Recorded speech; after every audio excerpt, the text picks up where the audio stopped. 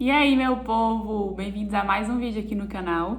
E o vídeo de hoje eu vou falar pra vocês sobre a minha trajetória rumo à independência, que eu sei que muita gente tem muito essa vontade, tem muito esse sonho de ser independente. Vou contar um pouquinho da minha trajetória profissional, como que foi, o que eu fiz, guardei dinheiro, não guardei dinheiro, como é que foi pra sair da casa dos meus pais, como que eu faço aqui onde eu moro. Pra quem não sabe, eu me casei, vai fazer 2 meses, mas eu e meu esposo, a gente divide todos os custos, a gente trabalha junto, nosso dinheiro é junto. Mas eu vou falar um pouquinho pra vocês, serve pra todo mundo, tá, gente? Quem vai casar, serve pra quem quer morar sozinho. Eu vou dar alguns conselhos e, obviamente, contar o que deu certo pra mim. E também vou responder umas perguntinhas pra vocês lá do Instagram, que vocês me fizeram por lá. Já avisa aqui logo no começo do vídeo que eu vou falar valores, tá? De como morar sozinha, média de custos, média de gasto, eu vou falar pra vocês valores. Mas antes, curte o vídeo, tá? Se você gosta desse tipo de conteúdo. Se inscreve no canal se você ainda não é inscrito e me acompanha lá no Instagram que tá passando aí na tela, que por lá é que a gente consegue conversar melhor, que a gente consegue interagir. Essas perguntas mesmo que eu vou responder no final, vocês me fizeram por lá. Mas então, né? Pra quem não sabe, eu tenho 24 anos. Mas eu já sou independente dos meus pais desde os meus 19 anos de idade. Contar um pouquinho pra vocês, né, da minha história. Eu acho que sempre essa história profissional começa lá no ensino médio. Com 17 para 18 anos eu passei na faculdade de Direito. Eu moro em Montes Claros, no interior de Minas Gerais, norte de Minas.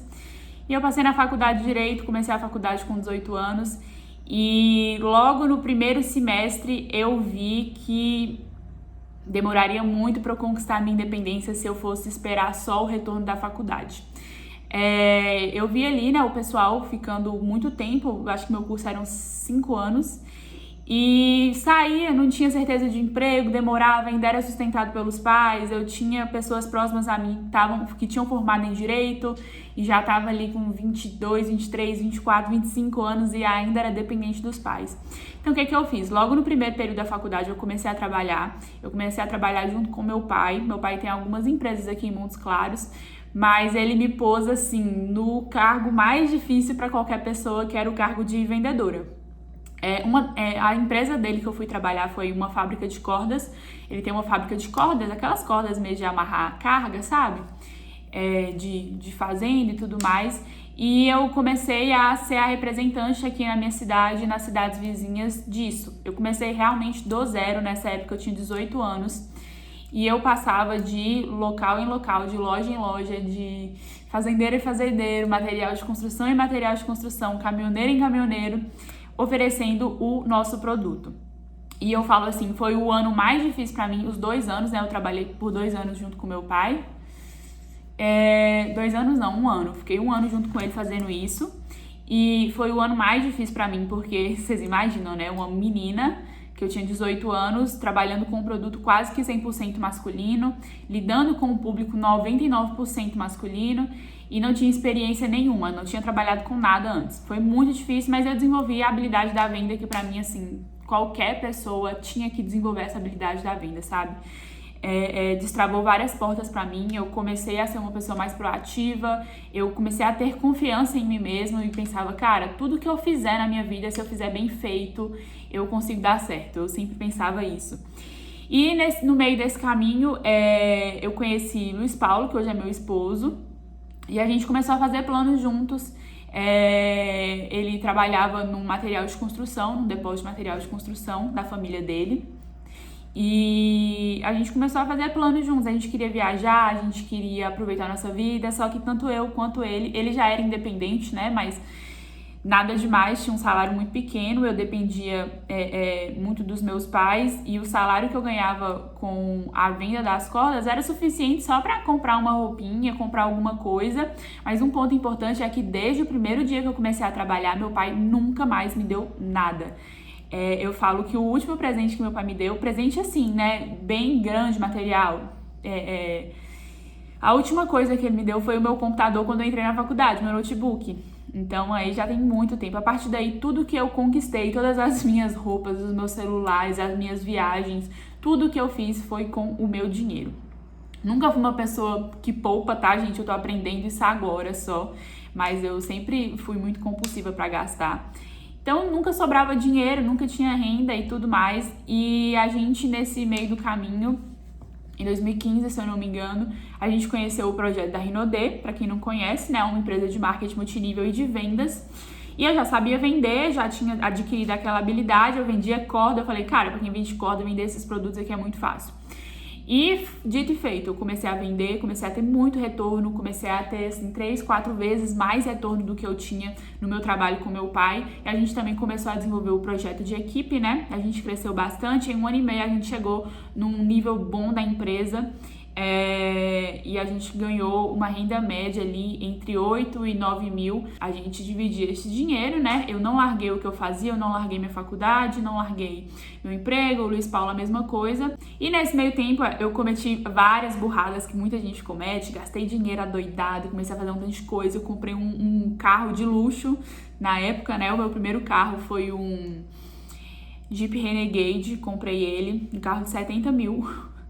Não tinha nada guardado, não tinha nada, enfim, gastava tudo que eu tinha. Mas foi um tempo de aprendizado. E a partir daí eu realmente virei, cara, eu sou completamente independente dos meus pais. Porém, o que acontece? Eu ainda morava na casa deles. E eu e o Luiz Paulo, tanto eu quanto ele, a gente só queria sair de casa quando a gente casasse. E a gente começou a fazer os planos lá em 2017, 2018 de realmente casar. Nesse meio tempo, quando a gente chegou ali em 6 meses mais ou menos, ganhando muita grana, eu larguei minha faculdade. Eu odiava o curso de Direito, odiava, assim, com todas as minhas forças, não tinha nada a ver comigo. Eu sou uma pessoa que preza por liberdade, que preza por qualidade de tempo, eu gosto de acordar a hora que eu quero, eu não gosto de ter ninguém mandando em mim, eu gosto de não ter teto pro quanto eu vou ganhar, eu sou uma pessoa que gosta muito de bater meta. Então, eu larguei minha faculdade no 6º período de Direito, e parei de trabalhar com meu pai também, porque o meu negócio estava crescendo muito. E junto com isso a gente começou a ganhar muito dinheiro, né? Entre aspas, assim, pra minha idade, pra quem tinha 19 anos, aquilo não tinha formação nenhuma. A gente começou a ganhar uma renda legal. E só que, gente, eu sempre falo, né? O dinheiro nunca é suficiente. Quanto mais você ganha, mais você vai aumentando seu custo de vida e vai sempre ali sendo uma média geral. Então, aí, nesse meio tempo, a partir de 2018, a gente continuou trabalhando, a gente trabalha até hoje nesse negócio, é a nossa renda principal, o conforto que a gente tem hoje é graças à empresa, mas a gente também começou a abrir outras fontes de renda. Eu trabalhei um tempo como maquiadora, eu me tornei maquiadora para ter propriedade de falar dos produtos que eu vendia e tudo mais. Eu trabalhei um tempo com isso, mas não foi o que eu queria. Eu trabalho com digital, né? Além de trabalhar aqui no YouTube, que hoje me dá uma renda mensal, eu também trabalho pelo Instagram. Então, isso é uma outra renda minha. Trabalho, obviamente, com venda de produto e com o plano de carreira, eu e o Luiz Paulo juntos. E além disso, o meu esposo hoje, ele mexe com fazenda, sabe? O pai dele tem fazenda, tem máquina, faz serviço de fazenda e tudo mais. Então, além disso, ele trabalha com isso. E a gente tem a nossa independência total, mas como eu falei pra vocês, a gente só queria sair de casa quando a gente casasse. E vamos falar, né? Eu não vou falar da parte do casamento, porque eu já fiz um vídeo aqui dando dicas e tudo mais. Eu vou falar sobre a dica de morar fora. Como eu falei pra vocês, a gente nunca foi um casal que poupou muito. Se a gente poupasse, com certeza a gente já poderia ter comprado um apartamento próprio, uma casa própria, mas eu quero falar sobre realidades aqui com vocês. Quando nós decidimos nos casar, a gente foi em busca de um apartamento alugado, porque a gente não tinha, né? A gente fez uma festa grande, uma festa que gastou muita grana e nós mesmos pagamos o nosso casamento. Então a gente optou por alugar um apartamento pelo tempo necessário. Hoje a gente mora nesse apartamento, ele é alugado. Foi um processo muito legal, foi um processo muito tranquilo. Há muito tempo antes eu já poderia ter saído da casa dos meus pais, eu já me banco sozinha, como eu falei pra vocês, tem muitos anos. E eu vou falar pra vocês aqui a questão de custos realmente, quanto que é mais ou menos viver sozinha depois de toda essa introdução. Mas é claro que eu moro com uma pessoa. Então, tudo que eu falar aqui de custo é legal se vocês forem morar sozinhos, que vocês reduzam pela metade. Mas se for o caso de um casal, dá pra vocês terem uma média. É claro que cada realidade é uma realidade, cada cidade é uma cidade, tem os custos de cada cidade, mas eu vou falar a média daqui da nossa vida. E vou, né, já responder a primeira pergunta. Eu recebi uma pergunta de qual é a média de gastos mensais. E o que acontece? Como a gente mora de aluguel, a gente paga um aluguel aqui de R$ 1.350. A gente mora num bairro bem legal aqui da nossa cidade, mas é um apartamento pequeno, é um apartamento de 2 quartos, não é um apartamento luxuoso, é um apartamento realmente pequeno. Então, assim, essa média de preço de 1.200, 1.300 até 1.500 é uma média de valores, assim, na minha cidade, para apartamentos que comportem o que o meu comporta hoje, né? Apartamento de 2 a 3 quartos, mais ou menos, e a gente tem uma localização legal, então a gente tem essa média de gasto. Se a gente não tivesse o apartamento alugado, com certeza a gente estaria pagando uma parcela de um financiamento, alguma coisa do tipo. Então dá pra vocês terem uma noção aí, mas de aluguel a gente tem esse retorno, né? A gente tem esse custo mensal, quer dizer. E também tem os custos, né, do dia a dia, que antes não tinha e hoje tem. Os primeiros custos, né, são conta de luz, conta de água, que eu pago conta de luz e conta de água. Minha conta de luz do último mês deu R$270. Tem gente que achou carinho, meu pai mesmo falou que era caro, só que o que acontece? Aqui na minha casa a gente tem ar-condicionado, a gente tem muito eletro, né? Tipo, a gente mexe muito com air fryer, eu trabalho muito com produção de conteúdo digital, então as luzes estão sempre acesas e tudo mais. Então a nossa média de luz é mais ou menos essa. Então a conta que a gente chega. Então, como a gente tá morando aqui tem 2 meses, o primeiro mês que veio conta de uso mesmo veio de R$270, mas foi um mês que a gente usou muita luz. A gente recebeu muita gente durante o mês, quase todo final de semana tinha convidado aqui na nossa casa. Então a gente usou bastante. Acredito que nesses próximos meses vai dar uma quedinha, mas eu vou falar pra vocês, né, os valores reais. Custos com supermercado. A gente fez uma primeira feira e tudo mais. Essa primeira feira deu aí uns R$800 pra gente passar o mês. Só que a gente aprendeu a fazer compras semanais, que, cara, saem muito mais barato. Ao invés de sair comprando aquele tanto de coisa, a gente faz compras semanais que fica entre 100 e 150 por semana. A gente compra o que a gente precisa. Eu não fico acumulando coisa na geladeira, não fico estragando. Então eu compro mais ou menos essa quantidade. Conta de água nossa é muito baratinha, 50 e poucos reais, R$70, R$100 no máximo. Tem IPTU, né, que é uma taxa mínima, mas IPTU é muito, assim, de cada local. Então, gente, de custo de vida numa casa, é isso. É claro que tem vários outros custos. Internet, eu pago R$100 de internet por mês. Acho que é isso. O gás da minha casa aqui, do meu apartamento, é aquele gás bem grandão. Então, a gente compra um gás de R$350, mas que assim, que dura mais de um ano. E é isso, eu acho que os custos de casa são esses. A gente não tem faxineira, a gente não tem ninguém que nos ajude aqui em casa, porque a casa é muito pequena, a gente consegue fazer tudo sozinho, então a gente não tem esse gasto. E de custo de vida, realmente é mais ou menos isso. É claro que a gente tem vários outros custos, mas de negócio, o custo do nosso negócio. Não vou colocar aqui coisa de sair e tudo mais. Eu quero falar para vocês sobre ir morar sozinho. O nosso custo, mais ou menos mensal, é isso aí que eu falei para vocês. Outra coisa que o pessoal me perguntou é se eu sou apegada com os meus pais, como é que foi sair. Gente, desde pequena, meus pais me criaram muito independente. Meu pai, ele sempre aflorou em mim esse sentimento de ser independente. Por isso que eu comecei a trabalhar cedo, por isso que eu comecei a correr atrás do meu cedo.